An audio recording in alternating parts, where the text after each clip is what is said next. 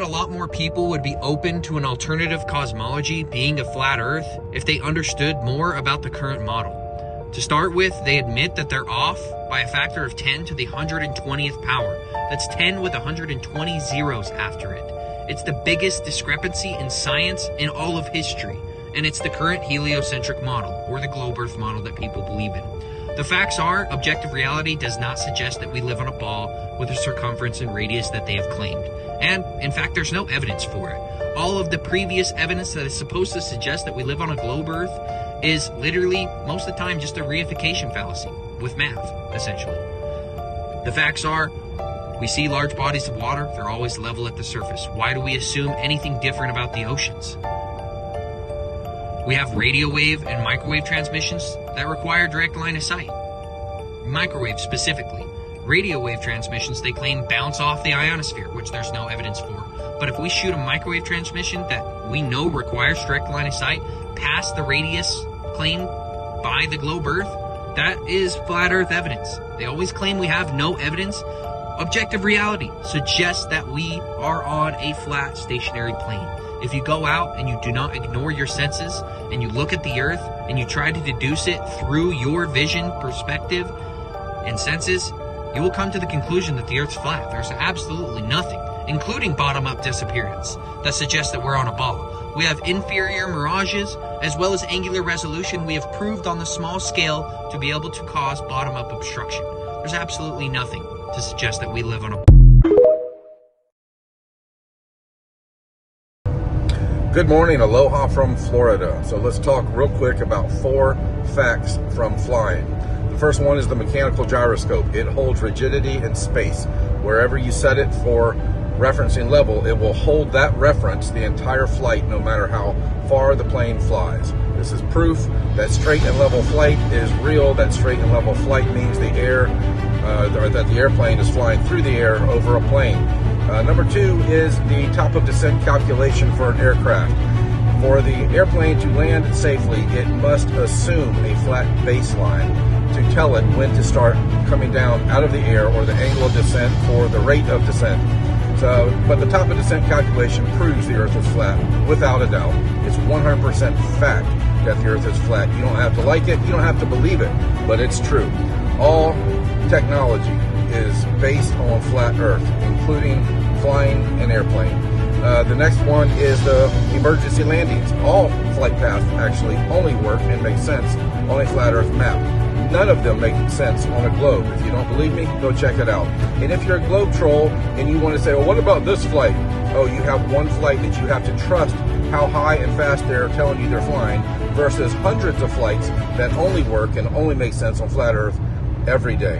And the last one is the pitch of the aircraft. The flight data clearly shows that the pitch of the airplane does not change for hours at a time. If an airplane's flying 500 miles per hour, just in 2 hours it has gone 1,000 miles. Any idea how much curvature of the Earth there would be beneath the aircraft if the Earth were a ball? But yet the flight data clearly shows the pitch of the airplane does not change at all.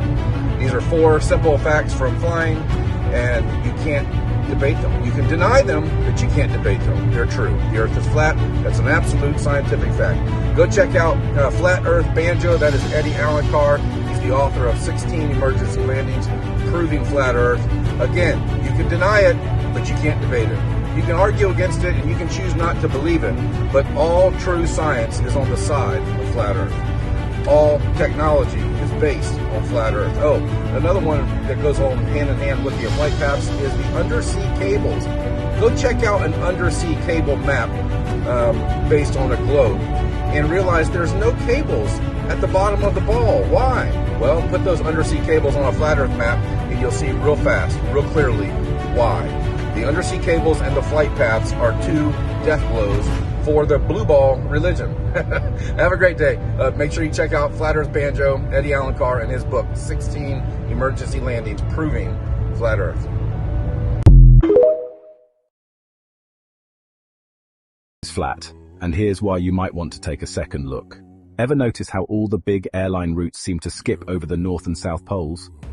For years we've heard that it's due to harsh conditions or special airspace restrictions. But what if there's more to the story?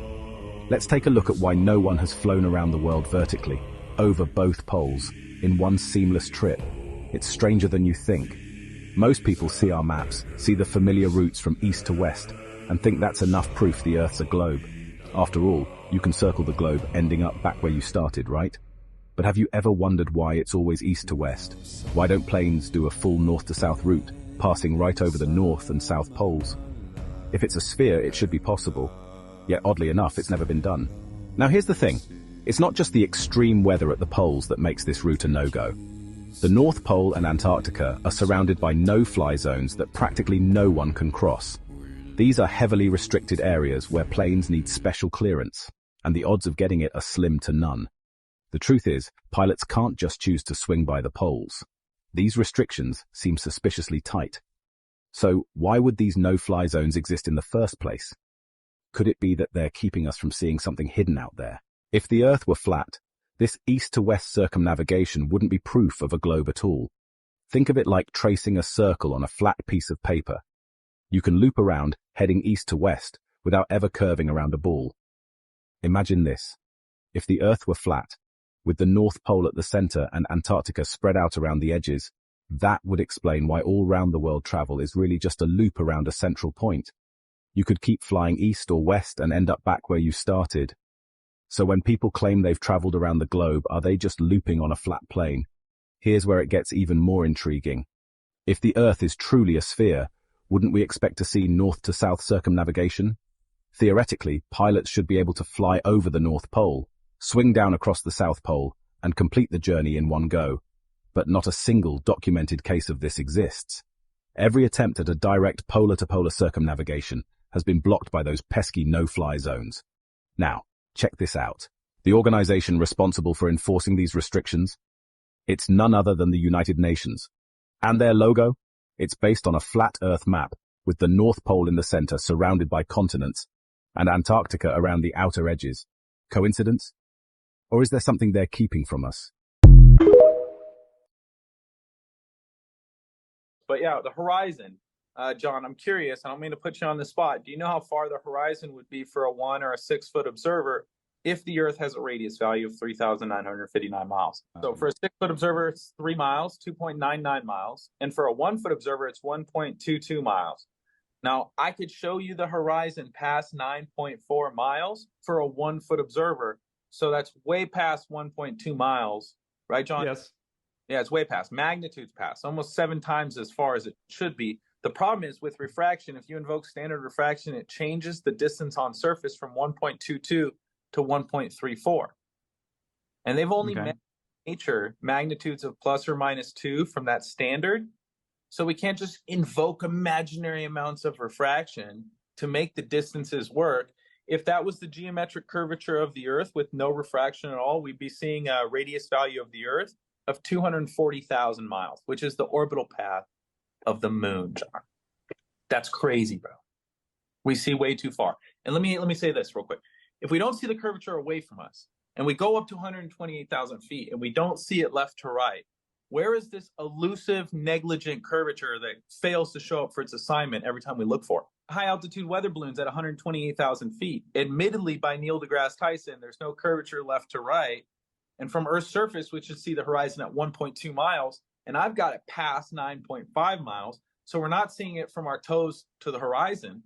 So what do we have to look diagonally across the Earth? Because it's not going away from us and it's not going left to right. Where is this curve? Turn back time to the good old days when the mama sang us to